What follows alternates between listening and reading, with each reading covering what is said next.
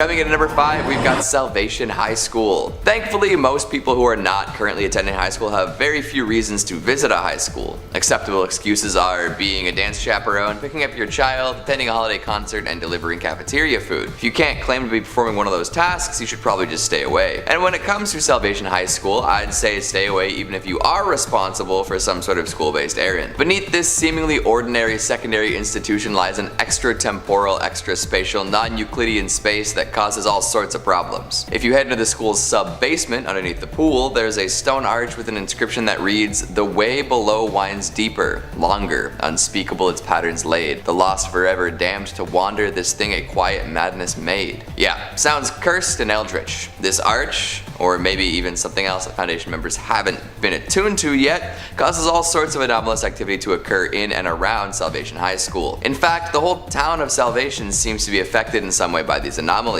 At first, students started hearing disembodied voices coming from underneath the school. This was discounted as nonsense at first because who believes anything a teenager says? Soon after, faceless forms were reported floating around campus and flags started floating mid-air unattached to anything. More and more strange events started happening, many of which seemed to resemble glitches in poorly programmed video games. Water filled the school, but administration didn't shut anything down, and students came in and went about their day mostly as per usual. At some point, students started clipping through floors, but nobody seemed surprised. Things would only get weirder from there. These days, the Foundation has essentially condemned the school, the town, and even surrounding areas. So don't visit unless you like teleporting to physically inaccessible places and getting stuck. Coming in at number 4, we've got the Kangerlugsuaq Glacier in Greenland. You do know that Iceland is quite temperate and Greenland is largely covered in ice, right? Or at least that's what they tell me. I've never personally visited. And I don't plan on finding out the truth for myself anytime soon, especially after reading about this glacier in particular. A lot of ice melts every year, which is bad news, and if something were to happen to this difficult to pronounce mass of ice we're talking about in this entry, we'd be in even bigger trouble. I know it's hard to imagine a bigger issue than a major climate crisis, but bear with me. When Greenpeace activists visited this glacier while making a documentary, they came across a whole network of tunnels within it. Following these paths deeper and deeper, they eventually discovered a gigantic snake. Stick around too long and you'll fall deathly ill. We're talking swollen lymph nodes, skin necrosis, and more. The whole Greenpeace team was dead by nightfall, and anyone else who went in unprepared suffered a similar fate. The snake is truly enormous, large enough to present a major threat to all nearby settlements, but seemed to be encased in ice at many points. It's been asleep for many years, and during this time different tunnels have collapsed, essentially trapping it. Nobody knows if this is enough to keep it in one place if it awakens though. So if you want to visit this picturesque icy location, you should know that there's always the looming threat of an enormous toxic snake waiting within a glacier. Right, I forgot to elaborate on this bit. The Greenpeace team died because the snake breathes poison, so maybe just avoid this spot altogether.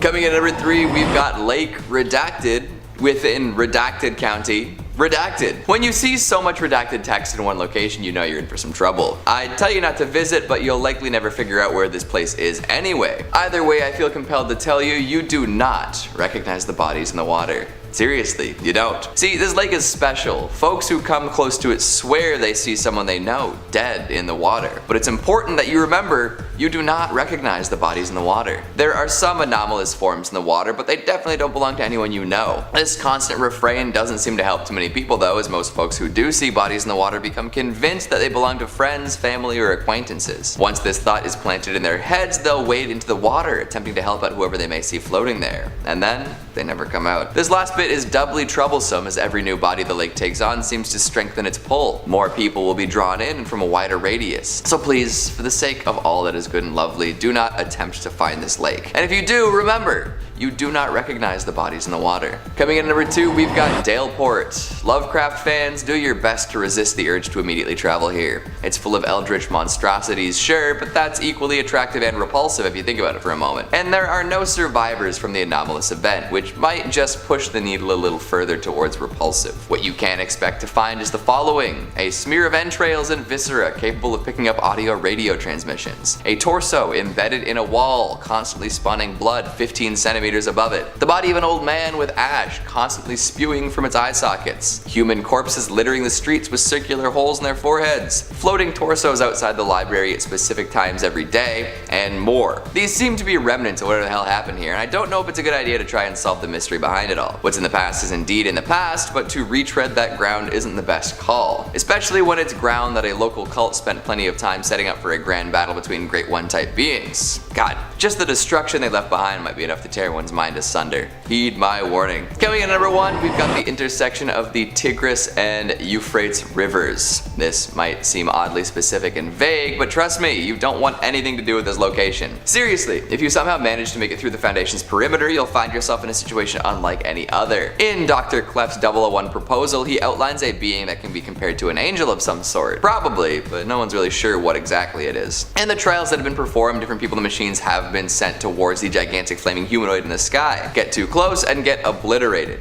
There really isn't much else to understand here. Sure, it often gives folks orders and they usually follow, but that almost seems inconsequential in the face of a being like this. Knowing this, you can probably make the decision all on your own to avoid this river intersection. But hey, if you do decide to visit, make sure you've made peace with who and whatever you may need to before taking those last few steps. Coming in at number 5, we've got SCP-354. Last time we talked about off-limits lakes with bodies you didn't recognize. Well, today we're going to discuss a blood-red pool that generates bodies you wish you didn't have to see. Up in northern Canada, shout out to northern Canada by the way, there is a pool of red liquid. It's kind of similar to blood, but only in consistency. From time to time, creatures will emerge from said blood liquid and try to escape. These creatures are usually very hostile and dangerous, like super deadly if not handled with the utmost care. They range in size, shape, and similarity to other living creatures. At first it was stuff like giant bats, bear-sized echidnas, and reptilian humanoids. Most of them were impervious to gunfire and other traditionally effective forms of damage. But then there are also the ones that pop up and resemble giant metallic spheres or gigantic tentacles with no discernible body. At one point, a duo of red and black crystalline cats popped out of the liquid and fought each other to the death. This was refreshing for the Foundation personnel tasked with guarding the pool because for once they didn't really have to do anything. They just got to watch the melee. One of them even fully solidified as it was made of some sort of magma substance which prevented it from moving, and now it's a statue in a Foundation doctor's office. For a while it appeared as though the pool was done shuttling strange creatures into our world. 05 thought it would be alright to slacken the restrictions around it and assign fewer guards to guard it. Turns out this was a bad call though. The good doctor, after studying the red pool for a lengthy period of time, seems to believe that it's preparing for something. The pool is growing larger and is going to spew even bigger beasts into the world. And if that is the case, nobody's prepared, so stay away from there. Coming in at number 4, a room that contains something nobody remembers. I can tell you to stay away from this one, but it's going to be tough to explain why. Plus, I'm not so sure it's the SCP itself you want to stay away from, or if it's the place that it's kept. There's a cement room accessible via a heavy containment door that locks automatically. Folks are encouraged to stay at least 50 meters away at all times, and really nobody goes in or out these days. The fact that I can tell you about any of this is miraculous in its own special way. The room is supposed to contain SCP-055. 055 is what's known as an anti-meme, or a self-keeping secret. Once you learn anything about it, that info just sort of leaks out of your brain, like a bad faucet, or a Capri Sun that has a hole in the bottom. Which is weird because we know that it exists and we know about its properties. Nobody knows how, when, or by whom this thing was acquired. Nobody's ever really described it in a way that people can remember, and anyone who has been asked to describe it will find themselves distracted to the point of sheer incoherence. Photos have been taken and extensive written notes exist, but anyone who comes across these documents inevitably ends up forgetting everything anyways. There's even plenty of security footage of people taking said photos and scribbling said notes, but that's all ended up the same way. In fact, the forgetfulness is so complete that all Site-19 personnel have seemingly no knowledge of 055's existence at all. Every once in a while, somebody rediscovers the paper trail and freaks out a little bit. Like, how the hell has this thing gone unnoticed for so long? But as one might expect, this panic only lasts for so long before they forget about it. This gigantic blind spot is a problem for sure. Like, what if the anti-meme is killing people, ripping them to shreds and painting the walls of its enclosure with their entrails? We would never know. And what if it makes people forget other things too? Like, what if it's curating Foundation knowledge to its advantage? We would never know, now would we? So do your best to avoid Site-19, and if you do end up there, avoid the big concrete box that they keep 055 in. For the good of your brain, if nothing else. Coming in at number 3, we've got SCP-3989. Just a totally normal olive grove, folks. Nothing to see here. Don't try to visit and poach any olives, alright? Just keep living your normal, non-fresh olive life and don't visit this place, alright? It's just It's not safe, not worth it. All the folks who have visited before have ended up in pretty rough condition. It was once assumed to just be an anomalous throng of olive trees, growing strange fruits that gave birth to odd humanoid bodies and smelling of rot. The leaves would pulse and their stems would be full of black fluid. But over time it was discovered that the location wasn't just anomalous in its production, but also in cognito-hazardous ways. Folks who got involved soon found themselves worshipping a new deity and looking for human sacrifices. Sacrifices that were meant to feed some gigantic growing things at the center of the grove. The olive trees near the middle have grown way too big and seem to be producing humanoid creatures. They smell of rotting flesh and also give off afterbirth-like substances. It's all very Lovecraftian if you think about it. Someone is calling everyone forth to join the fleshy mass of trees and goop, and it's getting bigger and stronger and is producing more gigantic shape-shifting humanoids, and soon it'll be too late to stop it. So again, maybe just avoid this olive grove. Get your oil from the Italian grocer down the street, alright?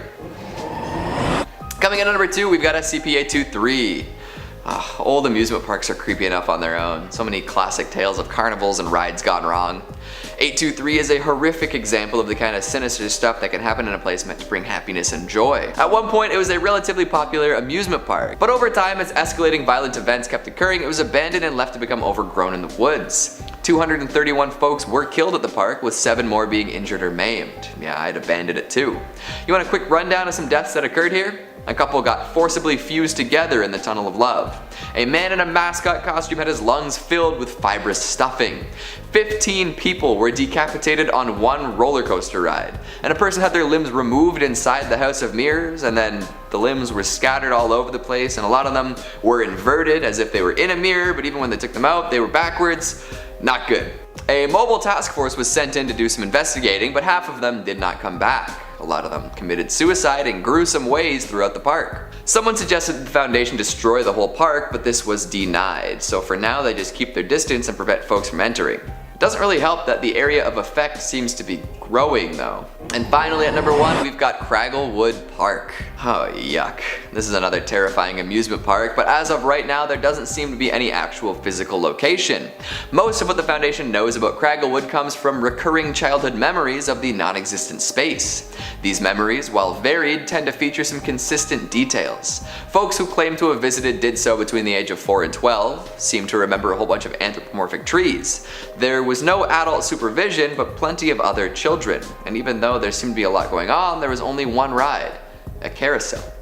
Nobody who remembers Cragglewood claims to have boarded the ride, but a lot of the kids they remember being there with them did. When pressed on what happened to people who rode the merry-go-round, most subjects just become a little testy and scared. They don't know and they don't want to know.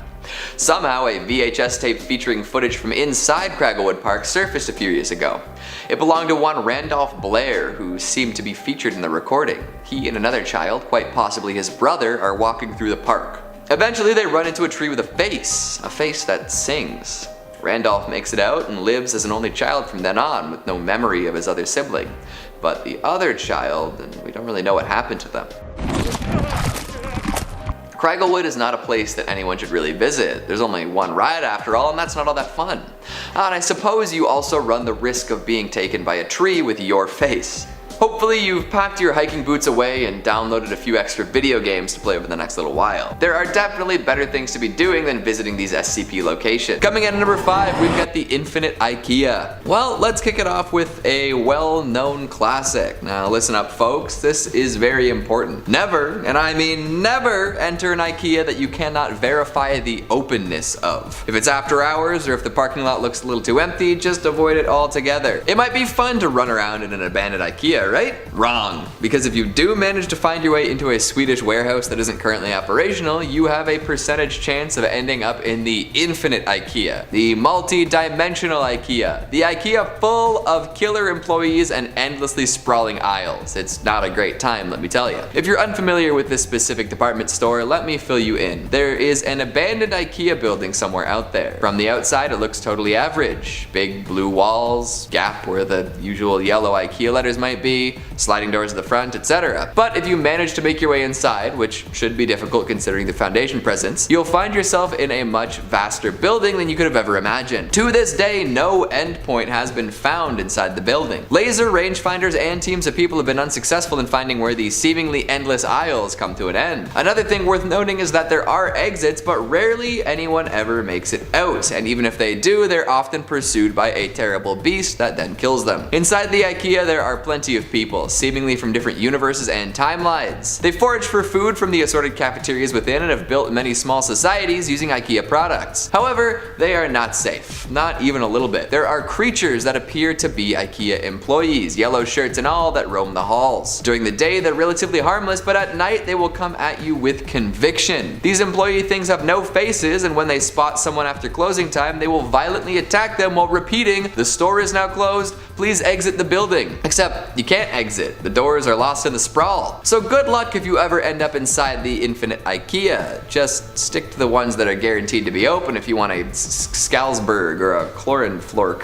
Those are pieces of IKEA furniture, right? Coming in at number 4, we've got the stairwell. Located on a redacted campus, it would be pretty hard to find this set of stairs even if you tried. But you shouldn't try, it doesn't end well for anyone. Plus, the Foundation has enacted some additional security measures to keep curious stair seekers out at all costs. Electro-release lock mechanisms, disguises, and industrial foam padding are all things that prevent unauthorized access to these stairs. Although, if you end up as a D-class, you might actually head in against your will. The stairwell, or SCP-087, is an unlit platform staircase. If you stand right at the top, you can only see down about 1.5 flights down due to the design of the staircase, but it's exacerbated by the fact that excess light is absorbed by anomalous means. So at any given time, you will not be able to see very far ahead or behind you. Folks who have entered the stairwell have reported what sounds like a crying child about 200 meters down from the top set of stairs. However, no matter how far people descend, they never seem to get any closer. In fact, the stairs continue on for so long that they descend deeper than is physically possible within the construction of the building. Now, a consistently dark, never-ending staircase is one thing, but there's also some sort of paranormal entity in there, one that's revealed itself pretty much to every person who's explored the stairwell. Each subject who has conducted an exploration has encountered a face with no pupils, nostrils, or mouth. It just stares at them and usually causes intense feelings of paranoia and fear. Most folks pack it up and sprint out of there at full speed when this happens. Some make it out with increased anxiety, others go fully catatonic. Either way,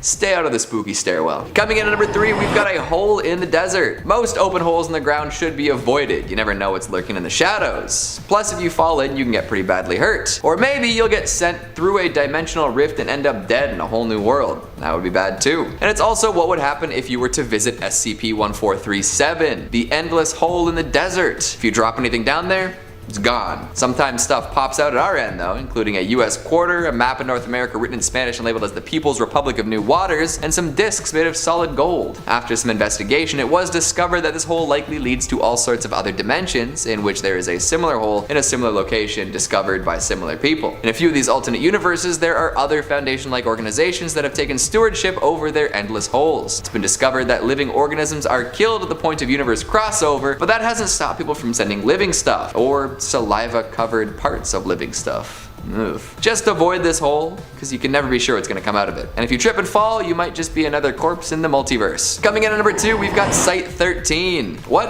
happened here? Oh boy, it's a long story, but as of right now, you don't have that much to worry about.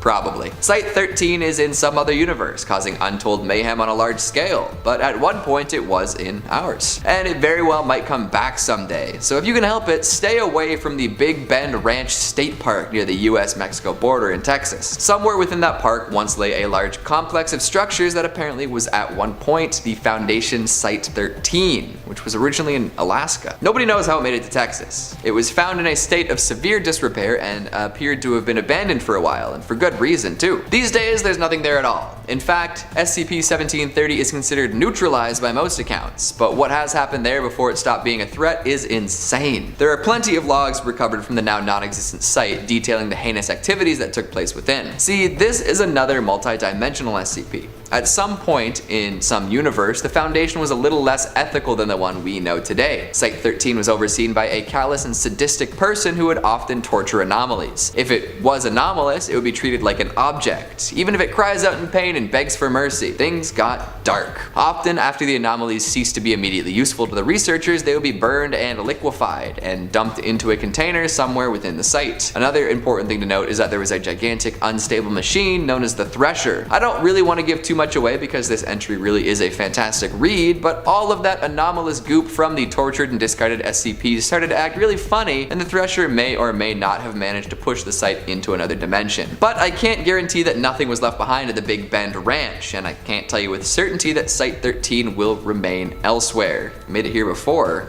Who knows? And coming in at number 1, we've got the town that got wrecked by bears. The actual title of this one doesn't involve the word wrecked. It's a little less nice than that, but I figured I'd keep the language relatively clean. Also known as SCP-2875, this is a perimeter of about 2 kilometers around a town in Wisconsin that seems to constantly spawn bears. Like every 3 days or so, between 50 and 100 fully grown bears will just appear throughout the town and surrounding areas. These bears aren't special in any sort of way, if you can believe that. They just appear and act like any other bear would in that situation. Unfortunately, that means that they're big, strong, and don't disappear, which means that there are way more bears than there should be around that small Wisconsin town. The Foundation has had to step in and get rid of the excess bears through violent means, but don't try shooting one. If you kill one of these bears with a firearm, 2 will appear in its place the next spawning day. Folks don't live in that town anymore, it's just not worth it. Just like how it's not worth it to visit, unless you like getting mauled by bears or getting taken care of by the Foundation. Many places seem quite fun to travel to. Not any of these places. Stay at home, visit your parents, take a walk to a neighborhood you haven't seen before.